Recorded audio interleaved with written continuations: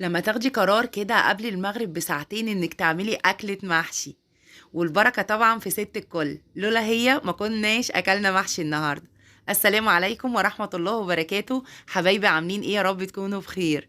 النهاردة فيديو جديد، بدأنا كده بالمحشي وانتهى الفيديو بأم علي وخروجة حلوة. حطي بقى لايك للفيديو لو اول مرة تشوفيني وقناتي عجبتك، يلا بقى نوريني واشتركي في القناة. اول حاجه يا بنات كده ايه، زي ما انتم شايفين، صحينا ناكله ايه نعمل ايه، فخلاص خدنا القرار ان احنا نعمل محشي، مش هنلحق. انتوا عارفين اللي انا بحب اعمل المحشي قبلها بيوم واقوم الصبح كده على التسويه، ولكن لولا ست الكل ان هي معايا والبركه كلها ما كناش هنخلص.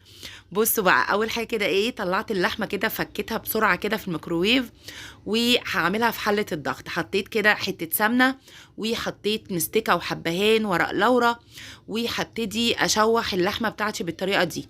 تمام، ما عندكيش حله الضغط تقدري تعمليها بالطريقه دي برضو في الحله العاديه، بيبقى طعم الشوربه مختلف واللحمه كده ايه، بتبقى حلوه جدا. هنا حطيت ورق اللورا، حطيت بصلايه قطعتها كده على 4، وحطيت فلفل اسود، وهبتدي اقلب كده ايه كله كده مع بعض. تمام، طبعا انا في الوقت ده حاطه ميه مغليه في الكتل، سوري ميه تتغلى في الكتل، فهنزل بيها بقى كده على اللحمه وهسيبها. اول حاجه بدات بيها. تمام،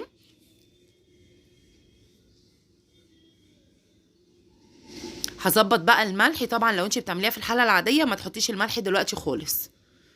هسيبها بقى ساعه كده بس، و لغايه ما تستوي. خلاص اطمئني طبعا ان السموم كده يكون مقفول عشان ما يحصلش مشكله. اول حاجه بقى ايه، قلت هدخل كده ايه اغسل الرز. عايزه اقول لكم ان ماما بصراحه ربنا يديها الصحه تقريبا هي اللي عملته، بجد المحشي هي اللي عملته. يا دوب انا حطيت كده كله على بعض وقعدنا نحشيه كده ايه مع بعض. غسلت الرز كده اول حاجه.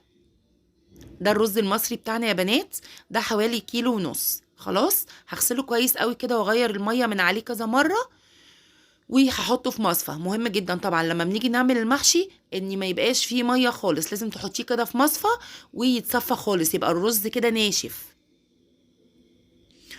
طبعا كلنا بنعرف نعمل المحشي، ولكن ايه النهارده هعمله بطريقه ايه مختلفه كده. ماما قالت لي ايه نعمله ني في ني، انا على طول كده بعمله ايه تسبيكه كده على النار وكده. قالت لي لا خليه كده ني في ني، يبقى ايه خفيف. تمام، يعني المحشي النهارده تحت يعني برعايه ماما يعني، والله العظيم.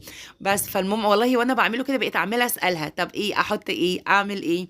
بس فالمهم الخضره خلاص ماما هي اللي خرطتها بصراحه، ونقعتها كده في ميه وخل وحطيتها في مصفى. جبت بصلتين كبار، إيه عملتهم كده يا بنات ايه في الكبه، دول ايه علشان المحشي. تمام، هفرم بقى البصلتين كده. وفي الوقت ده بقى يا بنات ماما بصراحة قطعت لي كده طماطم، وقطعت الخضرة، وكانت كمان بتنظف في الكوسة والفلفل والبدنجان. ولكن انا كان عندي الكرنب متفرز في الفريزر، فطلعت كده ايه طبقين. الكرنب طبعا ده بيسهل عليا جدا. ست الحبايب بقى ايه، قلت لها لا تعالي كده على السفره عشان تاخدي راحتك وتقعدي. تمام، بجد عايزه بشكرها جدا والله، بقولها تسلم ايدك. هي اللي خرطت الطماطم اهي، وبتنضف الكوسه والبدنجان وكده. بس وانا غسلت الرز والبصل اهو فرمته. تعالوا بقى ايه نعمل الخلطه بتاعت المحشي، او زي ما قلت لكم كده اللي انا هعملها ني في ني من غير تسبيكه ولا اي حاجه. وهنعمل معاكم بقى حشوه سمبوسك، بجد مش عايزه اقول لكم والله العظيم تحفه جدا. تابعي الفيديو معايا، سوري تابعوا الفيديو معايا بقى علشان تعرفي طريقه وتجربيها. هنا حطيت البصل بتاعي اللي انا فرمته، هحط معلقه ملح وكمون وكزبره. تمام، وفلفل اسود وشطه. وهبتدي بقى ايه امسك كده كل الكلام ده، ودي يا بنات شويه بابريكا. وهبتدي بقى ايه ادعك كده البصلايه بحيث ان هي ايه تنزل الميه بتاعتها بالبهارات كده، الملح والفلفل كمون كزبره بابريكا وشطه. وبعد كده نزلت بقى بالطماطم اللي هي متقطعه كده ايه قطع صغيره. وهبتدي كده إيه اخلط كده كله مع بعض، تدعكي كده ايه دعكه خفيفه يعني. ده كيس طماطم يا بنات كان متفرز عندي في الفريزر، قلت ايه احطه عليه كده عشان اللون كده يبقى حلو، لاني انا ما كانش عندي صلصه اليوم ده. هنزل بقى بالرز اللي انا غسلته كده وصفيته، ما فيهوش ولا نقطه ميه، وهبتدي اخلط كده ايه كله مع بعض. وبعد كده هحط الخضره، تقريبا الحته اللي انا بحط فيها الخضره والنعناع ما اعرفش، كنت بصور على الفاضي. حطيت الخضره يا بنات، شبت وبقدونس وكزبره، وحطيت نعناع ناشف، شويه نعناع ناشف كده، لو عندك نعناع اخضر تقدري تحطيه.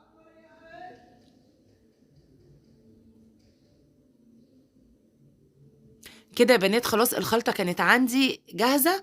وهحط بقى ايه كوباية زيت كده مليانة، وهحط كمان لو عندك قطعة ليا قطعة دهنة صغيرة كده تقدري تحطيها عليه. انا لما بحطه على النار لما بعمل تسبيكة وكده، دي يا بنات ايه حتة ليا صغيرة، لما بعمله على النار بحط الليا مع الزيت، ولكن هنا عشان عاملاه ني في ني فحطيتها كده ايه نية كده، فاهمين؟ قطعتها كده حتت صغيرة او بشوريها وحطيتها. جبت يا بنات بقى ماما بصوا تسلم ايديها، خلاص عملت لي قورت الكوسة والفلفل وكده وغسلته وحطيته في مصفى. ده بنات القلب بتاع الكوسة هفرشه كده عشان احط عليه الكوسة والبدنجان.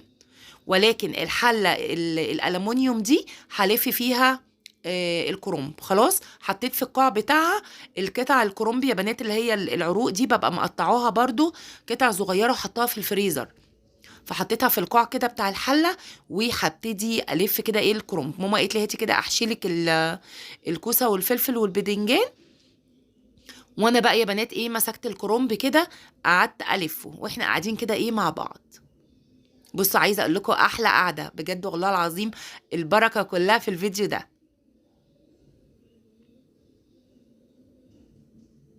حطي بقى لايك للفيديو علشان ما تسرحيش مع الفيديو، خليكي معايا علشان في اخر الفيديو هاخدكوا كده ونخرج بقى، ما يبقاش بقى طول اليوم هلكة ومحشي وكلام من ده ونقعد، لا لازم بقى نعوض الكلام ده بخروجه حلوه كده نغير جو.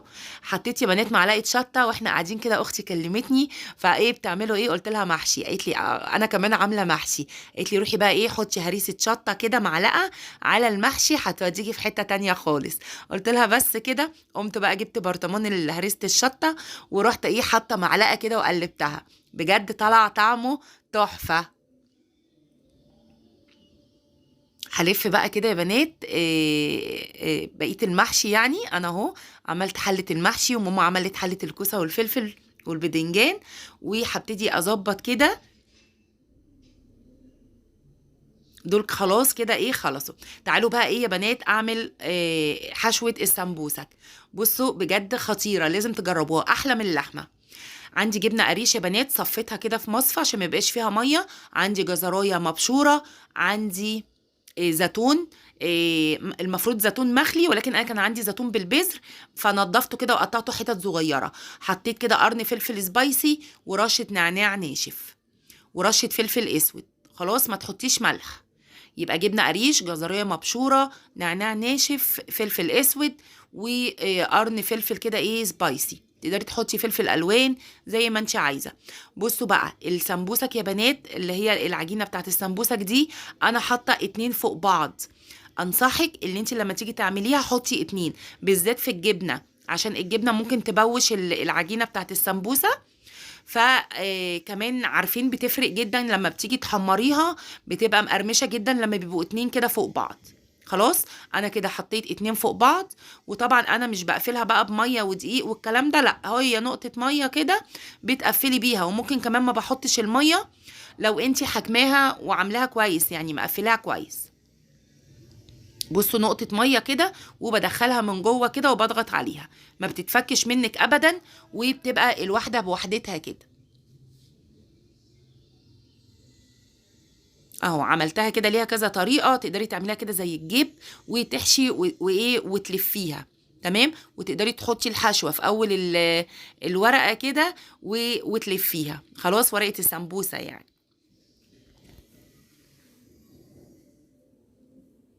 وانصحك برضو لما تيجي تعملي سمبوسك بلاش تخزنيه تفرزيها، يعني تخزنيها تفرزيها لو فيها جبنة. مش عارفة، مش بحسها بصراحة، بحسها بتبوش كده في التلاجة. بس فانا عملتها كده ايه وهحمرها على طول.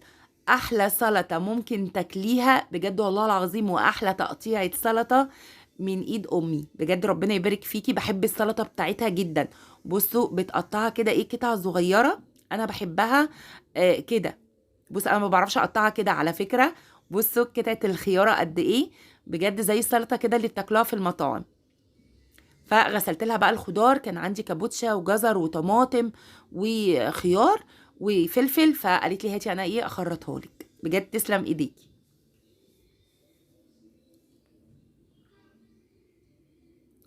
بس بقى يا بنات تعالوا ايه، خلاص كان المغرب خلاص قرب، طبعا اللحمه بتاعتي استوت، قعدت ساعه واحده بس. وهبتدي اسقي كده ايه بالشوربه. المحشي الشوربه طبعا ايه ما تكتريش الشوربه، يا دوب كده ايه على الصف الاخير كده يا دوب. بصوا بس، وتحركي الحله كده علشان الشوربه تتغلغل كده في ايه في وسط المحشي. حطيت كده كام مكعب زبده كده على الوش، تقدري تستغني عنه. وزي ما انتم متعودين معايا، اللي انا بحط طبق كده على وش الكرنب عشان ما يفكش طبق. مش هيفرقع ولا هيتكسر ولا اي حاجه، ما تخافوش. خلاص طبق هو الطبق ده يا بنات اركوبال. خلاص بس. وحطيت برضو شويه شوربه، ما تكتريش الشوربه على الكوسه علشان هي بتنزل ميه. تعالوا بقى ايه نعمل شويه لسان عصفور كده، ماما بتحبها جدا.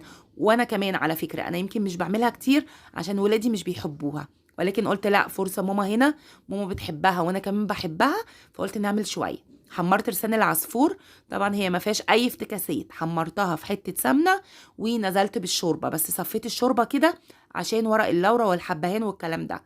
هتدي غلوتين كده يا بنات، وهحط على الوش شويه فلفل اسود، وهحط شويه بقدونس. تقدري تحطي كزبره، انا كان عندي بقدونس.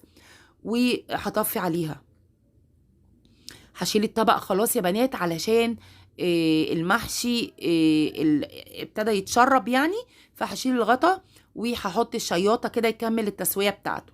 تعالوا بقى يا بنات نقلي السمبوسك، بجد جربوها جربوها جربوها، الحشوه بجد خطيره. بصوا عطتني بقى اللون الذهبي كده، عايزه اقول لكم عجبتهم جدا. انا تقريبا السمبوسك ده يا بنات بعمله كل يوم، بيبقى على حسب الحشوه اللي عندي. تمام. بس حتى انا النهارده برضو ان شاء الله في الفطار بتاع النهارده هعمل لهم كده، بس مش هصور بصراحه.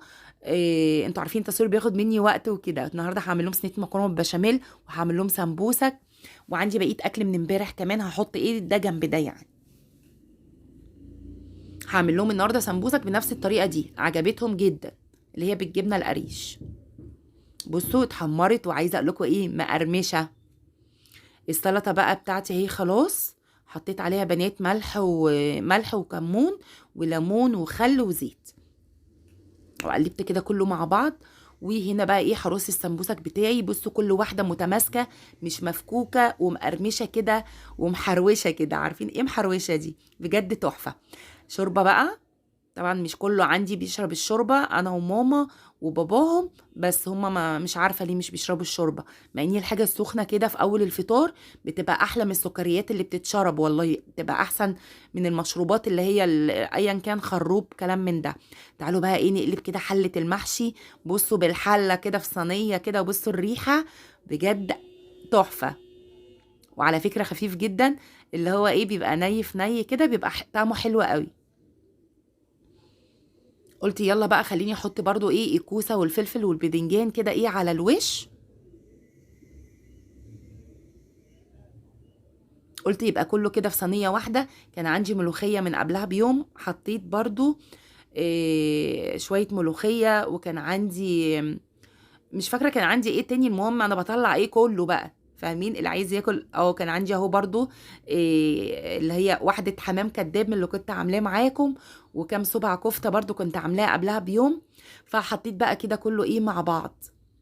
تعالوا بقى ايه نحط كده المشروب صوبيا. المهم فطرنا الحمد لله. احنا بقى مش هنبقى طول اليوم بقى قاعدين في المحشي ونحشي محشي وقاعدين للاكل والشرب، لا. قلنا بقى ايه اخد ماما ونخرج كده ايه تغير جو شويه. قلنا نروح فين؟ المهم رحنا بقى ايه على بحري. تمام. عايزه اقول لكم بعد الفطار، انا تقريبا اول مره اخرج بعد الفطار. بجد الجو حلو جدا، ولكن للامانه زحمه. عارفة بصوا كله بقى ايه، خارج بقى بيجيب العيد لولاده، بيجيب الكحك، بيجيب الكلام ده. فبصراحة الدنيا زحمة. كل سنة وانتم طيبين يا رب، وعيد سعيد عليكم. المهم بقى ايه، خرجنا كده وفضلنا ماشيين كده بالعربية لغاية ما وصلنا لبحري، واكلنا بقى هناك. استنوا بقى، استنوا بس عشان الاحداث ما تجريش. بس فمهم جدا ان انت برضو تغيري جو. حاولي كده تخطفي كده يوم كده بعد الفطار، وتخرجي تفصلي شوية عن شغل البيت والمطبخ. بجد بنبقوا محتاجين كده جدا. واللي شجعتني بصراحة وجود ماما معايا، قلنا فرصة اللي احنا ايه نخرج احنا وهي يعني، ان هي ايه تغير جو معانا برضو. هنا يا بنات رحنا عند الياسمين، طبعا انا كنت مصوره معاكم عنده قبل كده. ده في بحر يا بنات، بجد يعني هو قبل الشيخ وفيق على طول. حاجته حلوه جدا بصراحه، زي الشيخ وفيق يمكن احلى كمان. بس طلبنا بقى اللي طلب ام علي. انا كنت سقعانه جدا اليوم ده معرفش ليه، فقلت لا انا عايزه حاجه سخنه، مش عايزه رز بلبن. فطلبنا ام علي، واللي طلب رز بلبن بالايس كريم، واللي طلب بليله بالمكسرات.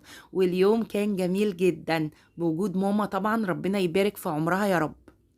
وهنا بقى خلاص الفيديو بتاعي خلص يا بنات. وكده ايه، مروحين على البيت.